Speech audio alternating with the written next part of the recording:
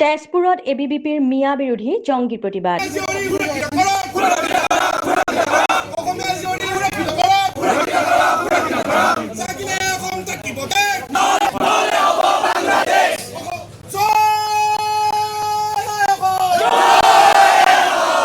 ৰাজপথৰ পৰা তীব্ৰ সকিয়নি মিয়াক।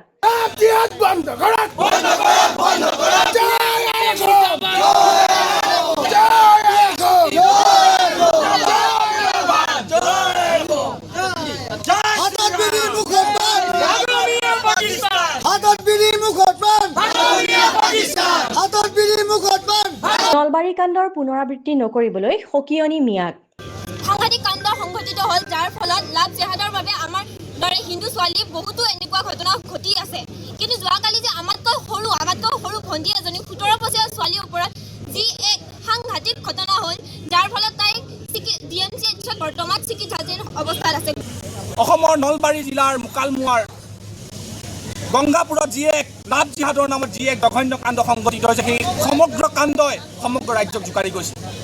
অসমীয়া জীয়ৰীয়ে কিমান সহ্য কৰিব, তাৰ উত্তৰ ন্যায় দিব লাগিব। আজি যেতিয়া ছোৱালীগৰাকী নৱমমান শ্ৰেণীত পঢ়ি আছে, সেই সময়ৰ পৰা এই নৰখাদক ৰাজু আলী আৰু আসিফ আলীয়ে যেনেদৰে ছোৱালীগৰাকীক মানসিকভাৱে শাৰীৰিকভাৱে অত্যাচাৰ কৰি আহিছে, যাৰ ফলস্বৰূপে ছোৱালীগৰাকীয়ে স্লিপিং বেডত যাবলগীয়া হৈছিলে।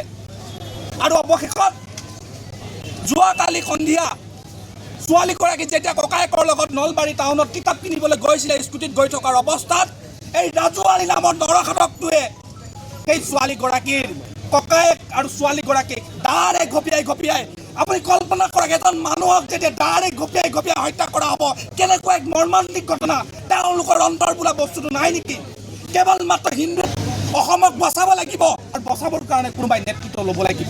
আপোনালোকে জানে, অখিল ভাৰতীয় বিদ্যাৰ্থী পৰিষদ, ৰাষ্ট্ৰীয় স্বয়ংসেৱক সংঘৰ দৰে এনেকৈ বিবিধ সংগঠনে এই লাভ জেহাদৰ বিৰুদ্ধে আৰু এই লাভ জেহাদৰ ভয়ানক অৱস্থিতিৰ বিৰুদ্ধে আজিৰ পৰা নহয়, জন্মৰ পৰাই কেনেধৰণে মাত মাতি আহিছে। আৰু তেওঁলোকে আমাৰ যুৱকক, আমাৰ যুৱতীক লাভ জেহাদৰ নামত সতীত্ব হৰণ কৰিছে, ধ্বংস কৰিছে, অত্যাচাৰ কৰিছে, মাৰিছে। তাৰ এক উজ্জ্বল উদাহৰণ যোৱাকালি নলবাৰীত সংঘটিত হৈছে ঘটনা, যাৰ ফলত মাধুৰ্য বৰ্মন নামৰ যি সদৌ অসম ছাত্ৰ সন্থাৰ এজন কাৰ্যকৰ্তা আছিলে, তেওঁৰ মৃত্যু হৈছে। কিন্তু আমি এইখনতে অসম চৰকাৰ তথা গৃহ বিভাগক ধন্যবাদ জনাব লাগিব, নলবাৰী জিলা প্ৰশাসনক আমি ধন্যবাদ জনাব লাগিব। তেওঁলোকৰ তৎপৰতাত 24 ঘণ্টা নহওঁতেই এই ৰাজু আলী নামৰ নৰখাদকটোক এনকাউণ্টাৰ কৰি হত্যা কৰা হৈছে। আৰু এই ঘটনাৰ লগত জড়িত প্ৰত্যেককে এনকাউণ্টাৰ কৰিব লাগিব। যেতিয়ালৈকে এনকাউণ্টাৰ নকৰে, তেতিয়ালৈকে অখিল ভাৰতীয় বিদ্যাৰ্থী